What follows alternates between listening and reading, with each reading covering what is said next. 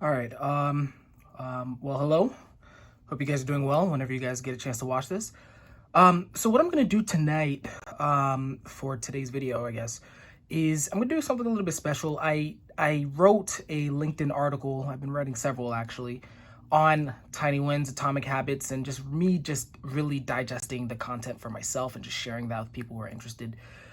So this one is one that I'm actually going to basically I'm going to read it to you, because it's going to be a lot easier than me trying to make this shit up off the cuff. So I will put a link in the description if you guys prefer reading. If you just want to skim it, that's fine. Just go ahead and click the link on that. But I'm just going to go ahead and read it and then, just wrap it up just for tonight.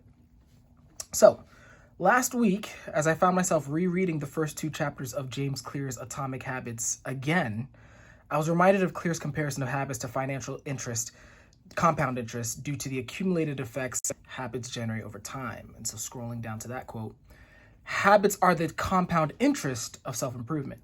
The same way that money multiplies through compound interest, the effects of your habits multiply as you repeat them. They seem to make little difference on any given day, and yet the impact they deliver over the months and years can be enormous. It is only when looking back 2, 5, or perhaps 10 years later that the value of good habits and the cost of bad ones become strikingly apparent. James Clear then made a statement and a graph that have now become extremely popular in the productivity and self-help space. He claims that if you can just get 1% better each day, you'll end up with results that are nearly 37 times better after 1 year. And here's the graph here. I'm just going to stay on that as I read the next part. Because for years, I clung onto this simple explanation of hope whenever I wanted to work towards my future and thought nothing of this compound interest comparison of his.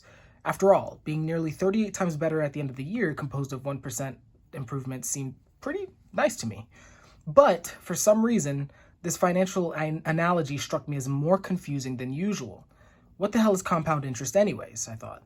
And so I looked into it and discovered something that made James Clear's claim way more inspiring than perhaps he even realized.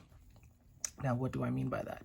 Well, in the world of finance, interest is defined as the amount of money a lender or financial institution receives for lending out money. And compound interest is defined as the interest on a loan or deposit calculated based on both the initial principal and the accumulated interest from previous periods, or in much simpler terms, interest on interest, right? Compound interest, or the eighth wonder of the world to some people, is often compared to a small snowball rolling down a hill of snow.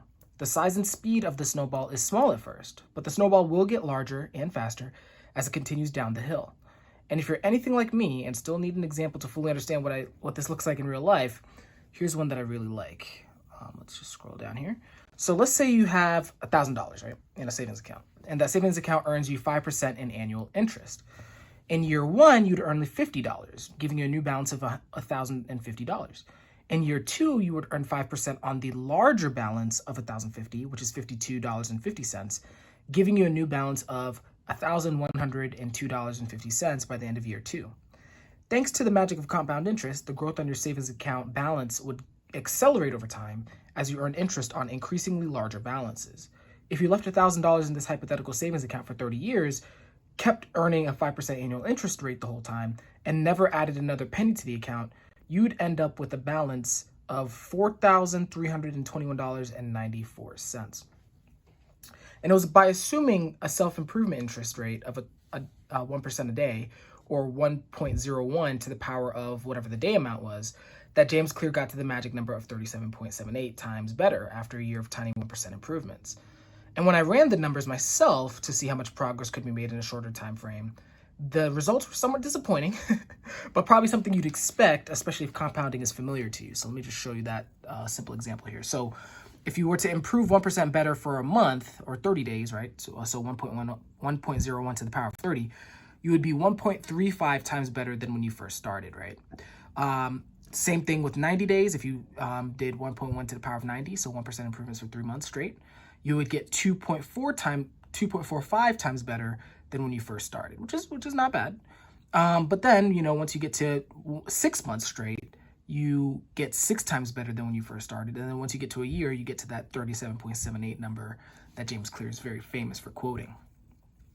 But then I realized that in the financial world, people prefer to invest in much longer time frames than a year. And not to mention that James Clear himself proclaims that it may take 2, 5, or 10 years to truly appreciate the tiny improvements you started.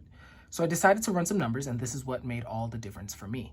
So if you were to make 1% improvements every day for 2 years, or 1.01 to the power of 730, you would be 1,427 times better than when you first started. For 5 years, it would be, let me see if I get this right. If I'm not mistaken, this is 77,002,912 times better than when you first started. And then 1% every day for 10 years, Lord forbid, if you're able to get it that far. All right, let me see, 10, 100,000, so that's 100,000 million, billion, trillion. I forgot what comes after trillion, but so whatever number comes after a trillion, so you're 5 times that, right? So it's a really big number. So yes, now the difference between getting 37.78 times better and 1,427 times better in 2 years was enough to catch my attention. But once we got into the larger numbers, I was completely in shock. For all intents and purposes, the people that improve themselves in tiny ways over the course of several years are at a skill level that is incomprehensible to most people. And so this is the type of improvement that I want, and I'm just sharing this with you, one, just because I needed some content to put out. But 2, I think this is definitely something that inspires me. This is definitely something that lends credence to a lot of people when they talk about deliberate practice or mastery. They refer to something called the 10 years of silence. Feel free to look that up. But basically, it's kind of 10 years of just putting your head down and just, being humble and improving in tiny ways. And then after 10 years, this is very famous, the 10,000 hour rule, right, from Malcolm Gladwell, 10,000 to 20,000 hours in the case of Robert Greene's mastery concepts, but that's when you really see a transformation in your life. So just hope this encourages you, for everyone who's trying to make those tiny improvements. I mean, just make it past 2 years. Like, you will be unrecognizable just by that. But then if you have the discipline and the hope to make it 10 years, 20 years, you're going to be unrecognizable even to yourself. So, hope this is encouraging. Hope you guys have a great week, and hope you guys make those 1% improvements every day. And I will see you guys on the next one. Take care.